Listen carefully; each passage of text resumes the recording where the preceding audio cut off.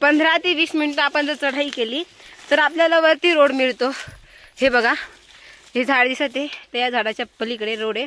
तर आपल्याला पूर्ण चढाई करूनच वरती जावं लागेल। आणि पहिली गोष्ट म्हणजे जर तुमच्यापाशी फोन असेल तोही मोठा, अरे बापरे, जर तुमच्यापाशी फोन असेल तोही मोठा की ज्यामध्ये आपण मॅप बघू शकतो, असा जर फोन तुमच्यापाशी असला तरच हा तुम्ही शॉर्टकट घेऊ शकता। कारण की या ठिकाणी काही मार्क वगैरे केलेली तर नाही आहे, त्यामुळे जर फोन असेल तरच तुम्ही शॉर्टकट घ्या। कारण की फोनशिवाय शॉर्टकट काढता येणार नाही, कारण भरपूर आपण आत जाऊ शकतो। या कारणामुळे खालून वरती आल्यानंतर आपल्याला रोड लागतो, तर आपण त्या रोडनी समोर जायचं। आणि समोर पण ना एक थोडासा छोटा शॉर्टकट घ्यायचा विचार सुरू आहे, बघू आपण घेऊ शकतो की नाही तर।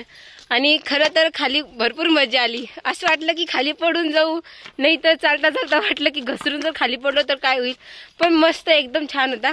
आणि तिकडून आल्यानंतर आपल्याला हा रोड लागतो आणि या रोडनं आपल्याला समोर जावं लागतं। तसं परिक्रमावासी म्हणायला गेलं तर दुसऱ्या रस्त्याने जातात आणि आम्ही या रस्त्याने आलो आणि या रस्त्याने आम्हाला एकही परिक्रमावासी दिसले नाही।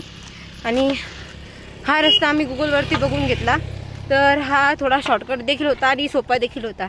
तर या रस्त्याने आम्ही आलो। आणि जे परिक्रमावासी आहेत, जेव्हा भरपूर भीड वाढते ना, तेव्हा काही जण या रस्त्याने येतात आणि काही जण त्या रस्त्याने जातात। तर त्यामुळे आता एवढी पब्लिक आलेली नाही आहे। आता काही दिवसामध्ये 15 ते 20 दिवसामध्ये पब्लिक वाढणार। तर काही पब्लिक या रस्त्याने तर काही पब्लिक त्या रस्त्याने जाऊ शकते। तर आता आम्ही ह्या रस्त्याने आलो, समोर जातोय आणि शॉर्टकट पण आपण घेणारच आहोत।